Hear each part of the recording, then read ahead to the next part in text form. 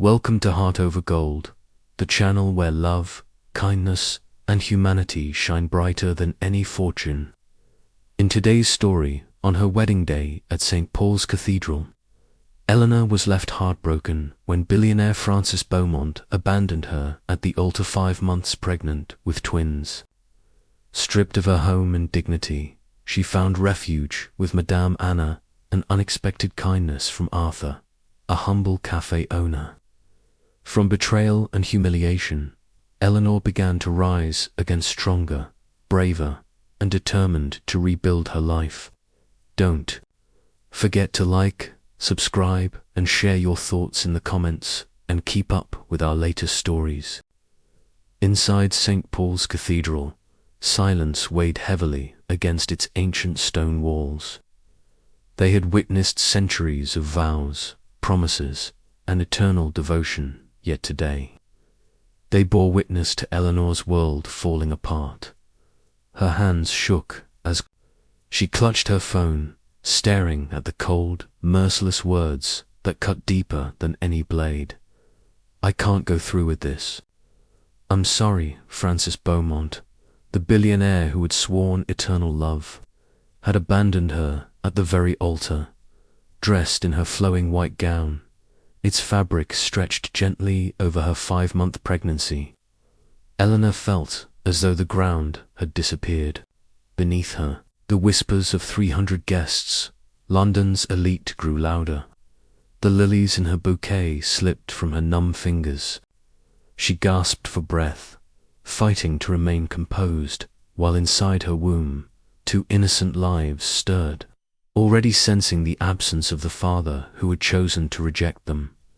"Miss Eleanor, are you all right?" The priest's concerned voice was little more than an echo in her ears. Pride fought desperately against the tears threatening to spill. It wasn't the first time Francis had humiliated her. Throughout their 2-year relationship, he had found ways to make her feel small. At galas, he mocked her plain dresses, urging her to dress more extravagantly. He even instructed her to lie about her family's humble background. "Just say your father was in business," he once whispered with a smirk. No one needs to know he was a plumber. When Eleanor had first shared her pregnancy, Francis's response had been cruel and dismissive. "Are you sure they're mine?" he had asked coldly. "We'd better confirm before this gets out. I have a reputation to protect." As murmurs rippled through the crowd, Eleanor's humiliation deepened. Some guests looked at her with pity, while others reveled in her downfall, smugly satisfied that the ordinary girl didn't belong in their world. And then a gentle hand took hers. Madame Anna, once the head housekeeper of Francis's family estate, stood before her, frail in appearance but radiating strength. "He isn't worthy of your tears," the older woman said firmly. With her help, Eleanor lifted her chin and walked the length of the aisle. Every step felt heavier than the last, every glance another wound. Her gown, once a dream, now seemed a suffocating cage of silk. "Look at their faces," Madame Anna whispered. "Remember them. One day you'll return stronger, and they won't dare look down on you again." Outside, the sunlight felt cruel. The limousine meant to carry them to the reception was another calculated cruelty from Francis. "Come to my home," Madame Anna offered softly. "It isn't grand, but there's space for you and the little ones." 2 weeks later, Eleanor stood in disbelief as movers stripped her belongings from the luxurious Belgravia apartment. "The property belongs to the company," Francis's lawyer had said coldly. "Mr. Beaumont regrets any inconvenience." She moved into Madame Anna's modest Islington flat. Though small, with peeling paint and worn furniture, it was warm and genuine. The smell of fresh bread filled the rooms. For the first time in years, Eleanor felt safe. Madame Anna, knitting baby booties one evening, shook her head. I always knew Francis carried cruelty in his heart. Even as a boy, he hurt others for sport. His mother excused it as mischief, but I saw something darker. Eleanor cradled her belly, whispering to the twins she had already named Charles. "And George, how will I take care of you? I have no job, no money, no family here." "You have dignity," Madame Annay replied firmly. "And you have me. That's enough to begin with." Finding work proved nearly impossible. Her lack of experience and her visible pregnancy made every interview end with rejection. "We'll call you," they said. "Maybe after the babies arrive." But one rainy afternoon, Madame Anna returned with hope in her eyes. "The Cozy Corner calf is hiring. The owner, Arthur, is kind. I told him about you, and he wants to meet you." The cafe smelled of coffee, fresh pastries, and home-cooked meals. Arthur, a man with warm eyes and calloused hands, welcomed her. "Madame Anna says you're hard-working and honest," he said. "That's enough for me. Pregnancy isn't an issue. We'll adjust. You can start tomorrow, for the first time." Since the betrayal, Eleanor cried tears of relief. That night, curled on a small bed beside Madame Anna, she whispered to her sons, "We'll make it, one step at a time." Her first day at the cafe was a disaster. Exhausted, her swollen feet aching, she stumbled while carrying a tray and spilled pasta over a customer. Mortified, she tried to clean up the mess, only to realize the man was Arthur himself. But instead of anger, his face showed kindness. "Don't worry, Eleanor. Stains wash out. Are you all right? You look exhausted." That concern shattered her defenses. She broke down in the staff restroom, crying for her humiliation, her fear, and her future. When she returned, expecting to be dismissed, Arthur instead offered her tea and something more. "There's a small apartment behind the cafe. It's simple, but with a few changes, it can be home for you and your babies. Stay there and just help out when you can." Stunned, Eleanor asked, "Why?" Arthur's smile was gentle. "My mother came to this country with nothing but me in her womb. Someone helped her. Now it's my turn." That night, Eleanor felt something stir inside her, something she thought Francis had destroyed. Hope. The cafe, with its laughter, clinking dishes, and comforting aromas, became her refuge. The modest back apartment soon felt more like home than the grand residence she had once shared with Francis. Weeks passed. Eleanor, though heavily pregnant, worked with growing confidence. Customers loved her warmth, and Maria, the cafe's seasoned chef, praised her natural charm. "My father used to say," Eleanor told her one evening, smiling as she set the tables, "that dignity isn't about what you do, but how you do it." The walls, once bare, now displayed black and white. Photographs of old London that Arthur had given her. A rocking chair rescued from a flea market occupied the corner by the window where Eleanor spent horse contemplating the inner courtyard while caressing her increasingly prominent belly. Madame Ina visited almost daily, always bringing some small treasure for the babies. Hand-knitted hats, tinionacies bought with her modest pension, or simply stories from her youth, that made Eleanor laugh until she cried. "When I was your age," the old woman recounted, her arthritic fingers still knitting tirelessly, "I also fell in love with a man who didn't deserve me. I almost lost myself trying to please him." Ilalana looked up in surprise. "You never told me that there are pains one keeps to oneself until one finds someone who can understand them." Madame Anna paused, her eyes clouded with distant memories. His name was Thomas. He was a musician and promised me heaven and earth. When he found out I was pregnant, he disappeared like morning mist. You had a child.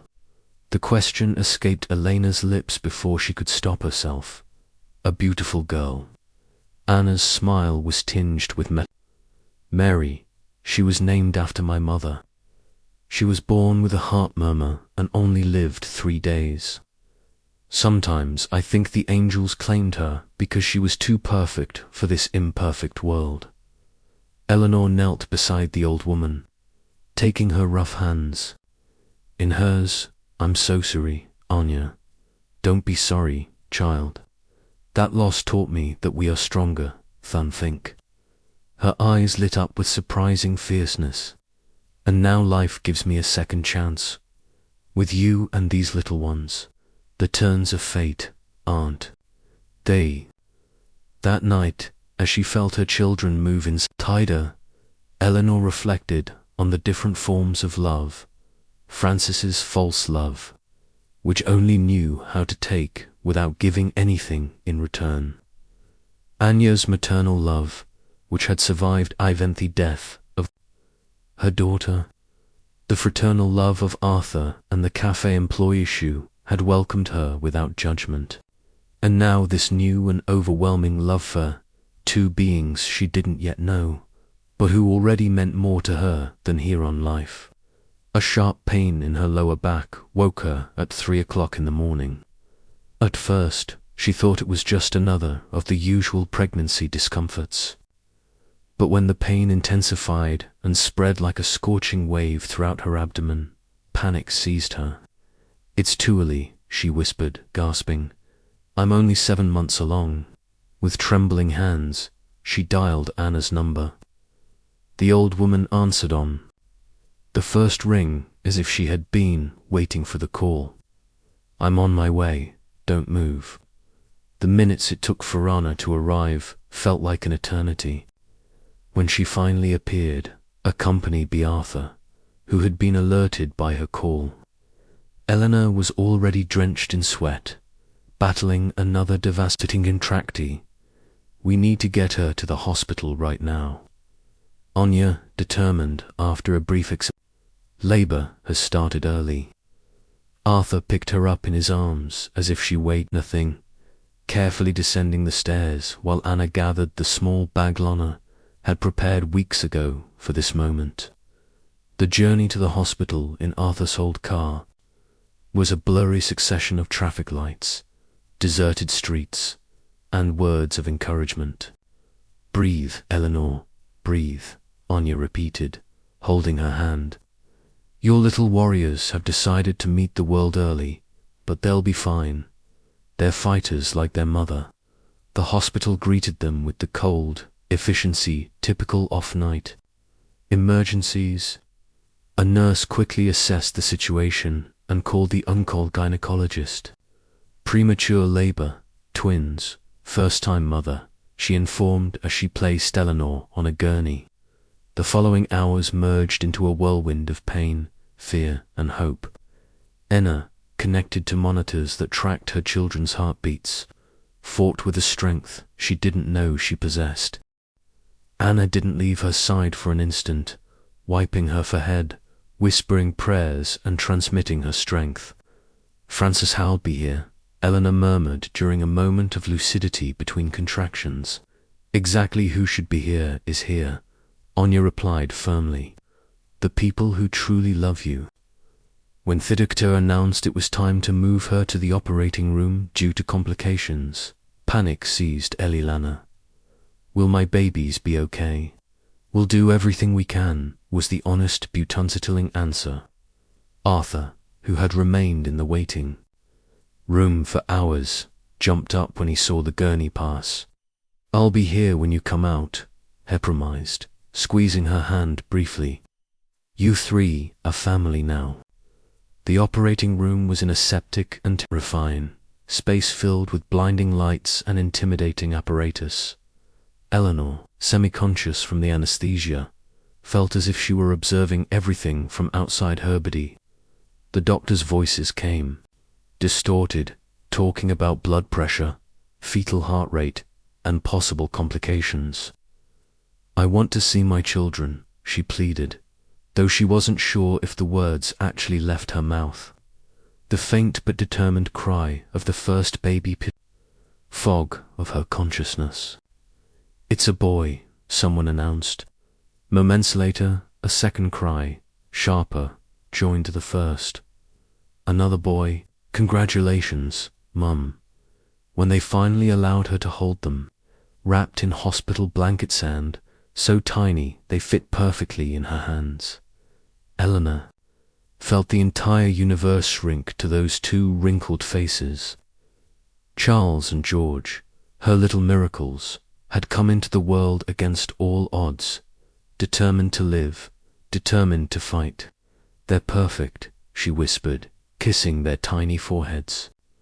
"And they are mine, only mine." Do you think Francis will finally step up as a father? What challenges do you foresee for Eleanor as a new mother? Love your comments. Francis was informed of the birth through a cold text message sent by Eleanor 3 days later. His response came in the form of an unostentatious bouquet of flowers and a check as a contribution to expense without bothering to visit his sons. However, he insisted on legally recognizing paternity, more concerned with social appearances than with establishing a real bond with the little ones. The return to the apartment. Above the cafe was a mix of joy and challenges. The twins, though premature, showed surprising vitality. Their insistent cries, the endless nights, feedy-uppers, the feedings, everything became a grueling dance that Eleanor performed with the determination of someone who knows there's no alternative. Arthur had fitted out the space during their absence. 2 simple but pretty cribs now occupied a corner of the bedroom, and an improvised changing table leaned against the wall. The small wardrobe overflowed with baby clothes, gifts from cafe employees and some regular customers who had grown fond of the young mother. "I don't know how to thank you all for this," Eleanor said, emotional when she saw the changes. "You'd do the same for any of us," Arthur replied simply. "Besides, these little ones are already part of the Cozy Corner Cafe family." The first few months were an exercise in endurance and adaptation. Eleanor learned to function on barely a few hours of fragmented sleep. During the day, while the twins slept, she helped with the cafe's administration, discovering a natural talent for numbers she didn't even know she possessed. "We're wasting too much product," she remarked one day while reviewing supplier invoices. "If we implement a more efficient inventory system, we could reduce costs without sacrificing quality." Arthur looked at her in astonishment. "Where did you learn this?" Eleanor shrugged, surprised by her own audacity. "I was always good at math in school." "Andy, observe, Arthur." "I observe and I learn." The inventory control system she developed reduced the cafe's waste by 30% during the first quarter of implementation. Soon, Eleanor found herself taking on more responsibilities. She negotiated with suppliers, organized staff schedules, suggested menu modifications based on season and demand.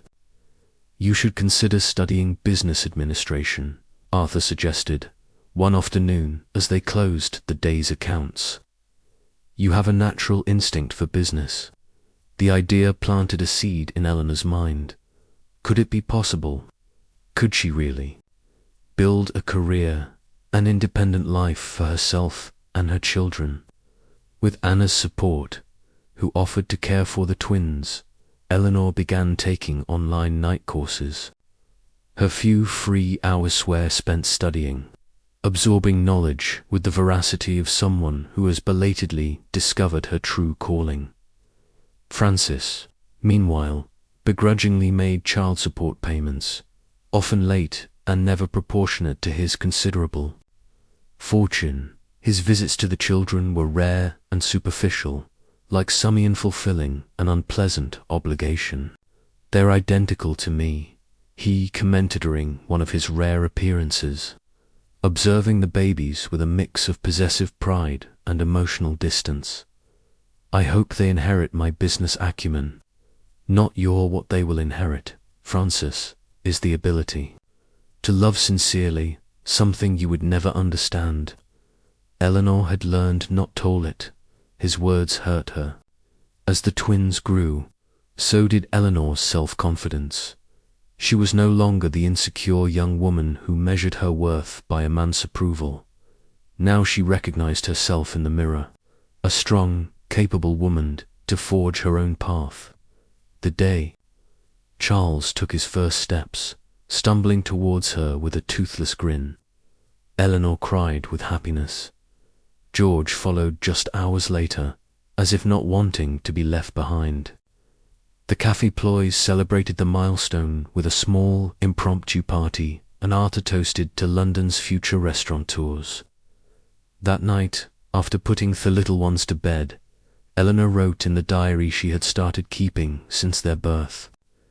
Today, my loves took their first steps into the world. Someday they will understand that their mother is also learning to walk again. Every day that passes, I move a little further from your father's shadow and find my own son. I promise you that when you grow up, you will see in me a woman you can be proud of, not for what I have, but for what I have overcome, not for who loves me, but for how I have loved. And above all, I promise you that I will never ever let anyone make you feel less than you are. Two perfect miracles who saved me when I was most lost. Outside, London slept under a blanket of stars. In the small apartment above the cozy corner cafe, an unconventional family found its way to happiness, one step at a time, one day at a time. Among olive trees, figuratively speaking, and hopes. Follow us for more inspiring stories. What do you think is Eleanor's most remarkable quality? How has her definition of family changed? Leave your comments below. The twins' first birthday was celebrated at the cozy corner cafe with the emotional intensity of a milestone that seemed impossible. 12 months ago, the cafe closed exceptionally early to host an intimate party where there was no shortage of Marias. Homemade cake decorated with 2 small sugar olive trees symbolizing the twins. To the first year of our little fighters, Arthur toasted, raising his glass as all the employees formed a circle around Alalana and her sons. And to their mother, the bravest woman I know, Alalana's eyes welled up as she looked at the improvised family that fate had given her. Anna proudly acting as an adoptive grandmother. Maria and the rest of the kitchen staff who spoiled the children with sweets and songs. The waitstaff who had taught them their first Italian words. Each of them had contributed fundamental pieces to rebuild her broken heart. Thank you for turning the worst day of my life into the beginning of the best, Eliana responded, her voice breaking with emotion. Without you, I don't know where we'd be now.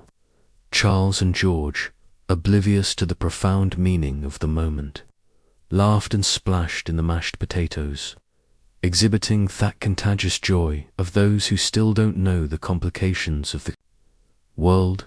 Their crystalline laughter was the best gift for Elena, living proof that most difficult decisions can bring the sweetest rewards. Francis did not attend the celebration, though he sent a pair of imported Swiss wooden horse with a tour card signed by his secretary. Eleanor put the toys in the cupboard, deciding her sons would receive them when they were old enough to understand that expensive gifts don't replace a genuine presence and love. That night, after putting the little ones to bed, Eleanor met with Arthur in the cafe office to review the month's numbers. What began as a routine accounting session turned into a conversation that would change the course of their lives. Edward has decided to retire, Arthur commented, studying the reports Eleanor had meticulously prepared. He wants to sell his share of the business. Eleanor looked up in surprise. Edward was one of the 3 founding partners of the Cozy Corner Cafe, along with Arthur and Robert. At 70, he had been the creative voice behind many of the cafe's signature dishes. "Do you already have a buyer?" she asked, feeling an inexplicable pang of apprehension at the idea of a stranger entering that space she considered sacred. Arthur looked at her intently with an intensity that unsettled her. "Actually, I was thinking of you." The silence that followed was Sapphic. Eleanor could hear the accelerated beating of her own heart. "Me, Arthur, that's impossible. I don't have the necessary capital. I'm barely starting my studies.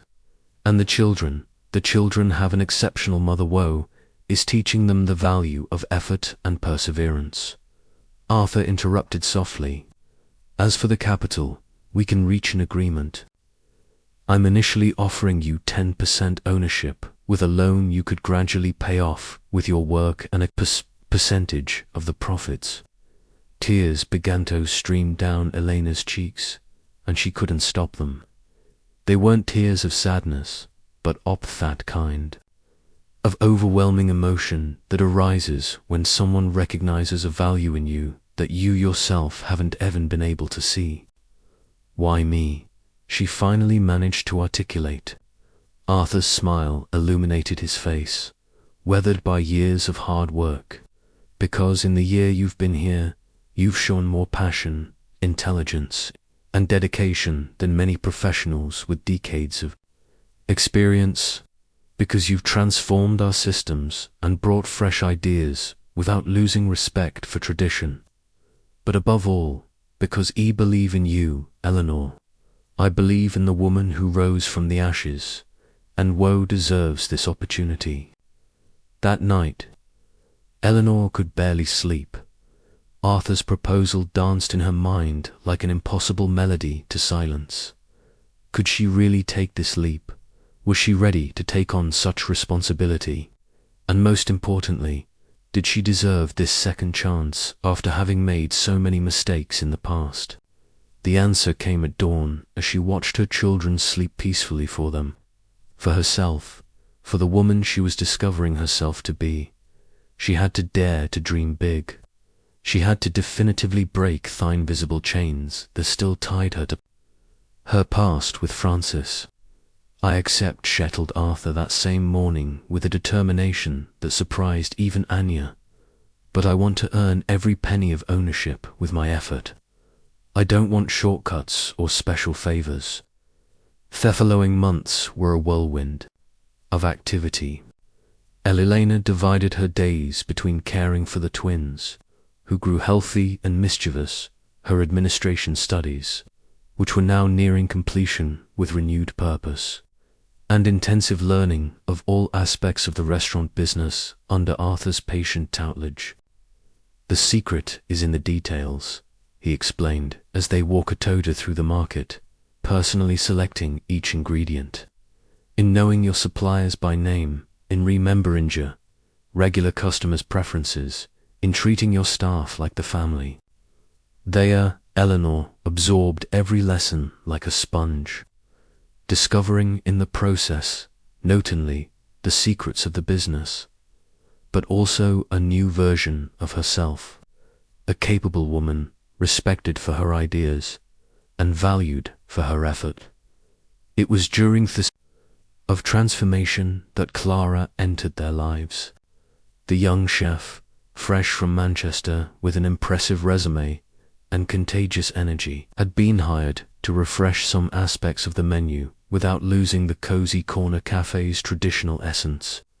"We need new blood in the kitchen now that Edward is retiring," Arthur had explained. "Someone with roots and tradition, but with wings to fly towards the contemporary." The first encounter between Ilana and Clara was marked by a curious tension. The chef, with her rebellious man and direct gaze, challenged some of Eleanor's administrative ideas, passionately defending the need to invest in certain premium ingredients, even if they meant an increase in costs.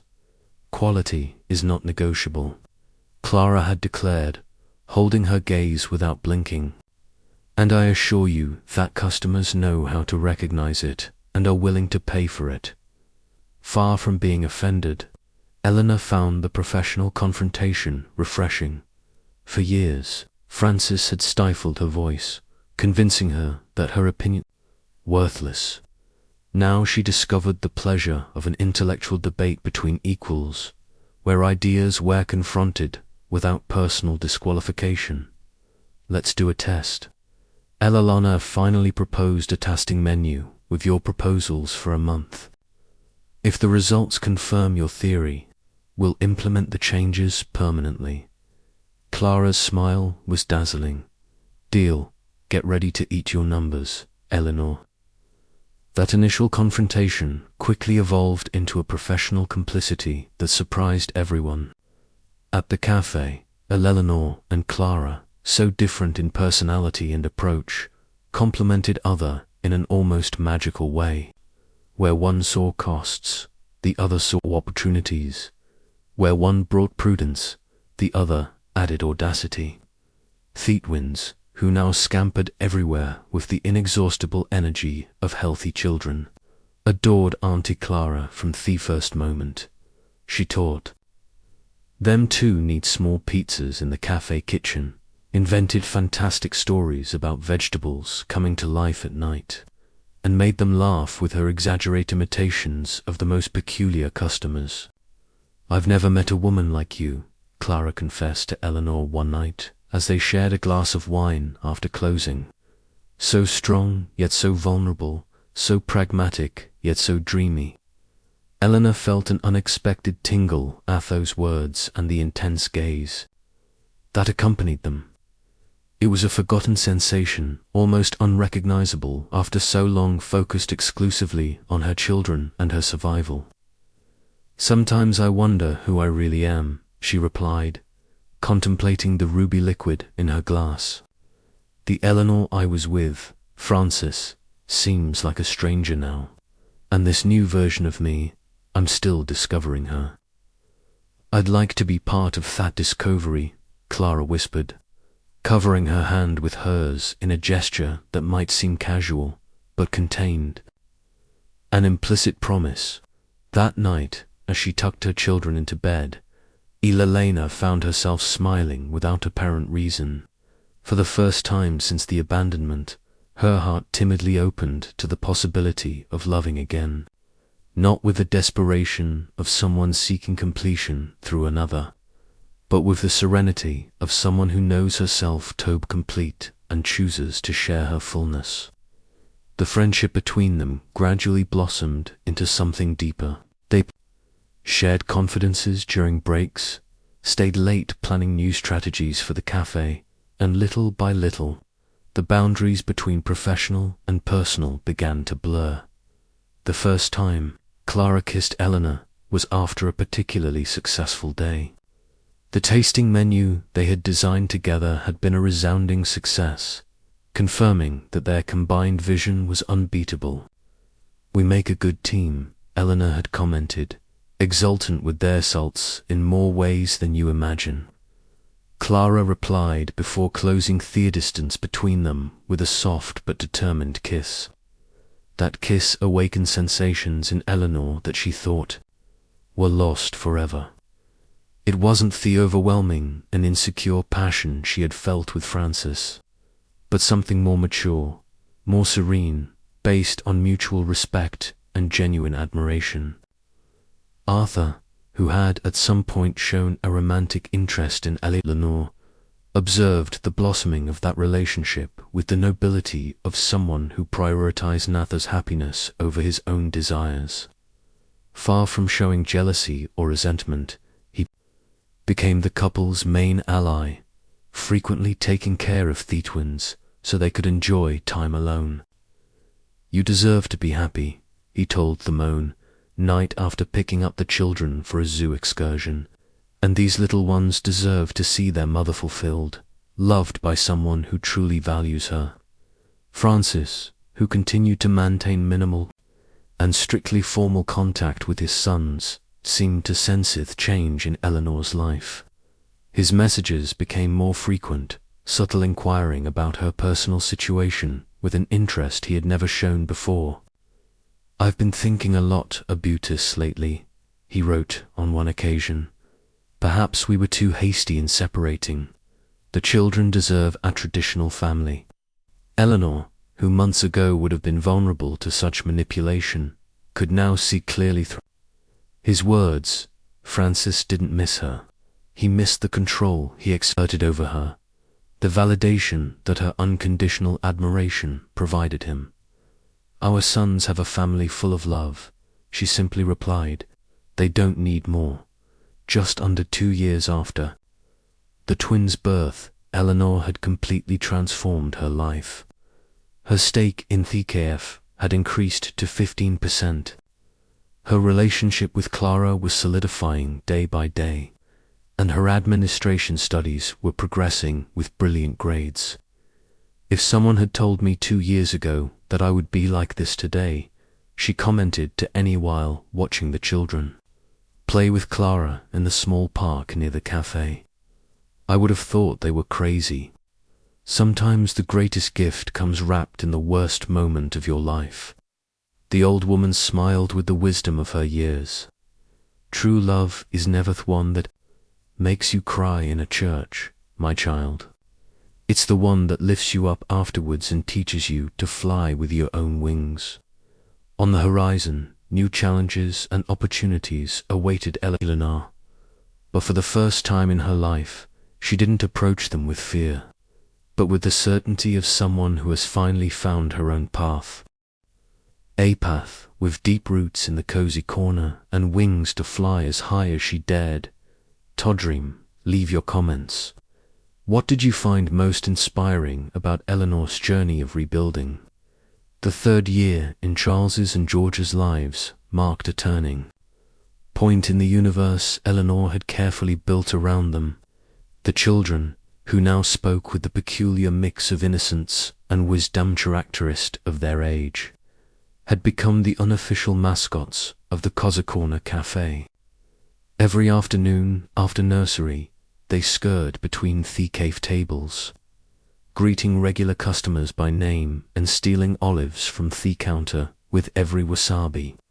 With everyone's complicity, "Mummy can't help Mama Clara in the kitchen?" they invariably asked with eyes identical to Francis's, but with a warmth their father had never possessed.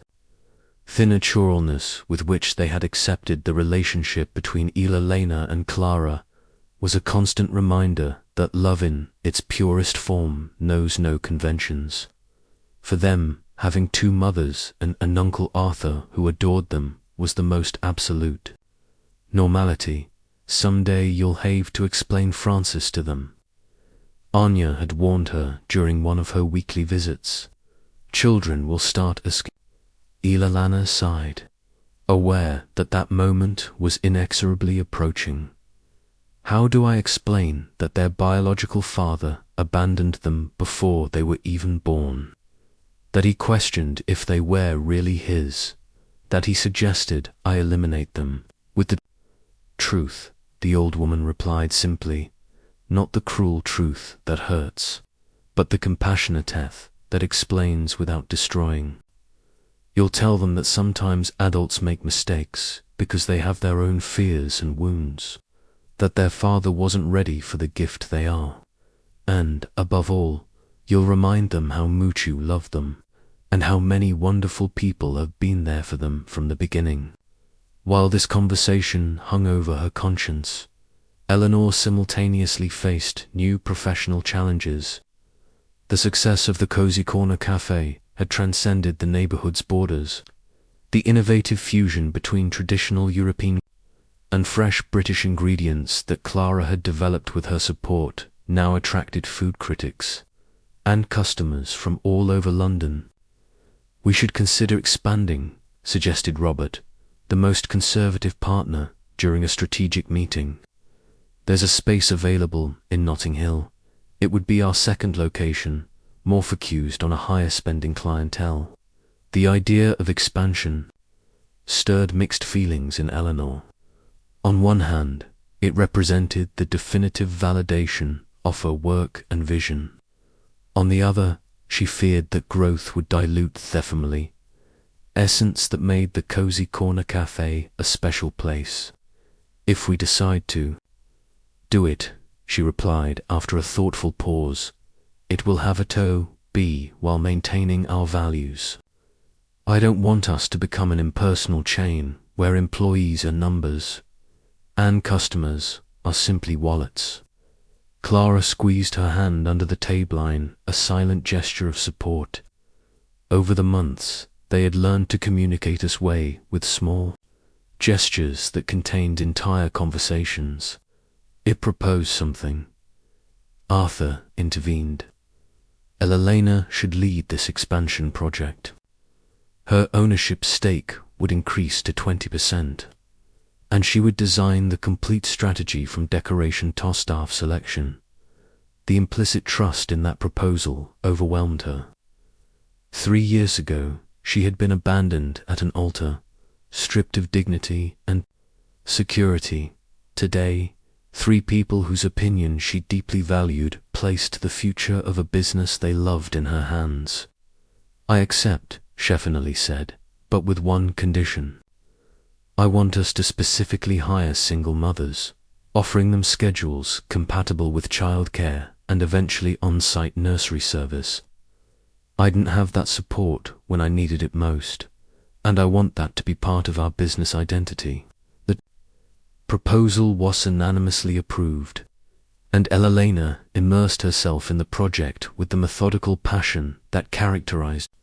For months, every free minute between her maternal responsibility and her DAR studies, which were already in the final stretch, she dedicated to creating a business model that was profitable without sacrificing its soul.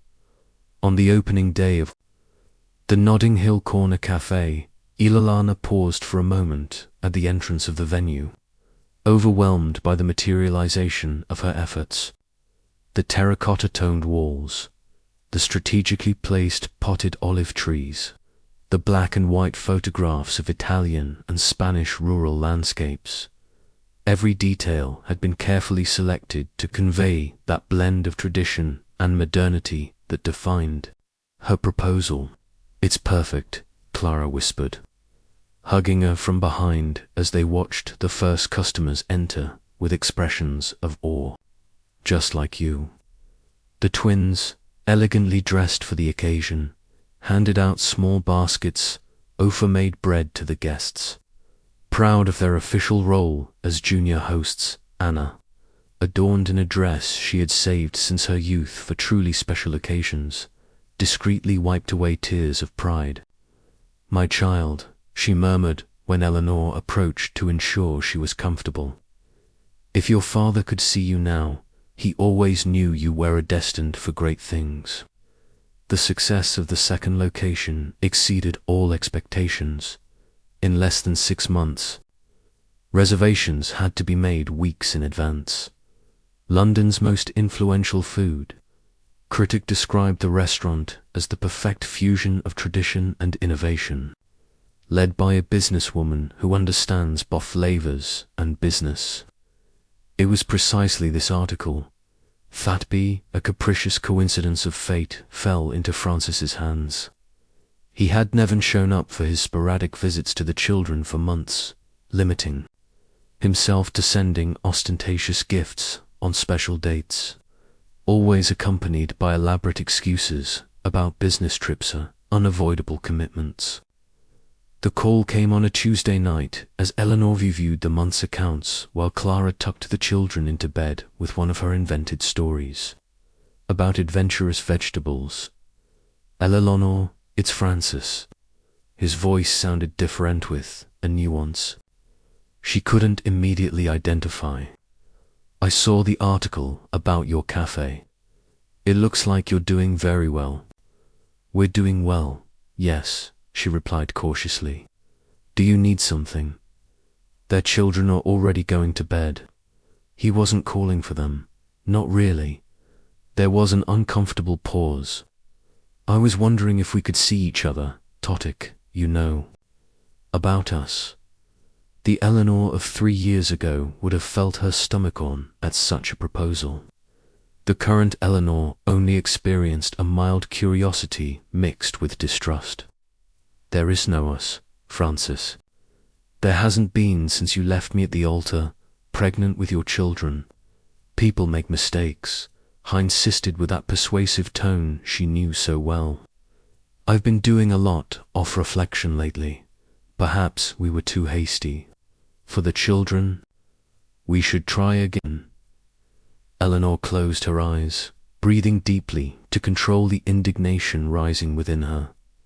Hasty, you call abandoning your 5-month pregnant fiancé hasty, suggesting I abort your own children, showing up in their lives only when it suits you just to maintain appearances.